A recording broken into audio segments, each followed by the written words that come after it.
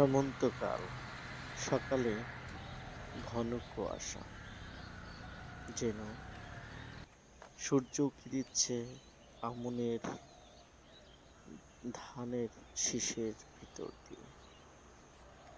ধানও পেকে গিয়েছে, তাই তো কেনই বা শিশির বলবো। ধানের ফাঁক দিয়ে সূর্যের আলোটা চমৎকার লাগছে, তাই তো ফ্রেম বন্দি করলাম আপনাদের দেখার জন্য।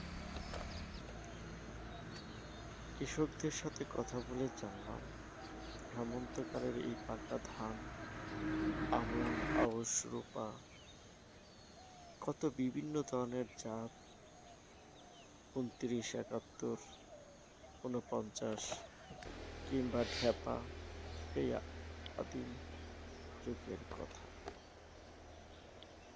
সবকিছু মিলিয়ে অপরূপ সৌন্দর্য। সকালের সেই শিশির ভেজা ঘাসগুলো ভারী চমৎকার লাগবে। মানিকগঞ্জের মাঠে মাঠে এখন সোনালি ফসল, ধানের মৌ মৌ গন্ধ আর সকালের শিশির কণা যেন অন্যরকম ইমেজ তৈরি করেছে। কণাগুলো দেখতেও ভালো লাগে, চমৎকার না? সাথে থাকুন, আরো ভালো কিছু দেখাবো শুধু আপনাকেই। আপনি আমার সাথে আছেন তো? প্রকৃতি দেখছেন, প্রকৃতির বুকে অপরূপ সৌন্দর্য। যারা কখনো ঘুম থেকে সকালে ওঠেন না, তারাই এই সময়টা মিস করছেন।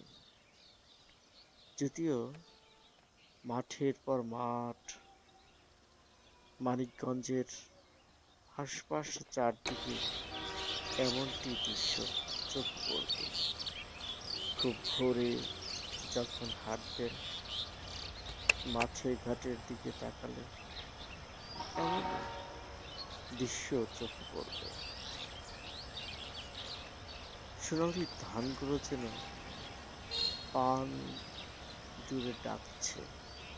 কৃষকের মুখে হাসি ফুটেছে, ধানের কণায় জমেছে শিশির, বিন্দু বিন্দু পানি, যা এক অপরূপ সুন্দর করেছে প্রকৃতিকে।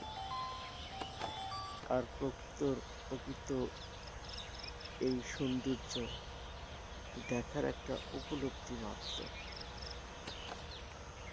বাংলার রূপ কত সুন্দর, কত অপরূপ।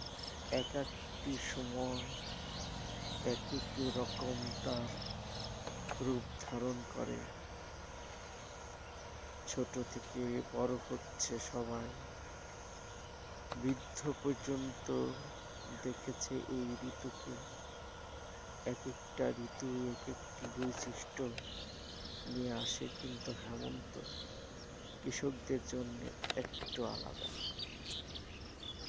গভীরভাবে দেখলে সেটাকে প্রাণ ভরে যায়, মন ভরে যায়। সকালে সুস্থতা ফিরবে, এমনটি পরিবেশ রয়েছে এখন মানিকগঞ্জে। মানিকগঞ্জের চারদিকে প্রায় ১৩,০০০ হেক্টর জমিতে লক্ষ্য করলে দেখা যায় আমন আউশ ধানের এমন সময়। সকালের কুয়াশা, হালকা কুয়াশা আর শিশির আপনার মন ছুঁয়ে যাবে। একটু গ্রামে আসুন, যারা দূরে আছে। হেমন্তের শেষের দিকে দেখবেন পিঠেপুলির উৎসব চলে আসছে। শীতের শুরুতে এমন আগাম শীত আপনাকে ছুঁয়ে যাবে। ভালো থাকবেন, সুস্থ থাকবেন, সেই প্রত্যাশা।